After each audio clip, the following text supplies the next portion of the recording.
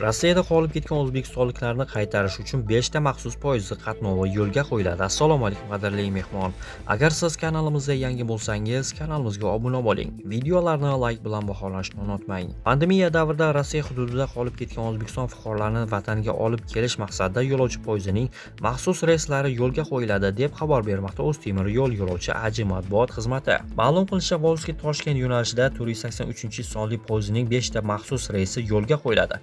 Mazkur poyezdlar 2021-yil 15, 19, 22, 26, 29 noyabr kunlari soat 20:57 da Volski-Toshkent yo'nalishida harakatni amalga oshiradi. Mazkur poyezdlarga faqat bir tomonga, ya'ni Volski-Toshkent yo'nalishiga chiptalar sotiladi. Chiptalarni elektron tarzda ham sotib olish yo'lga qo'yilgan. Bundan avval Rossiyada qolib ketgan o'zbekistonliklarni qaytarish uchun 22, 25, 29 oktyabr hamda 1 noyabr kunlari 4 ta maxsus poyezd reysi yo'lga qo'yilgandi.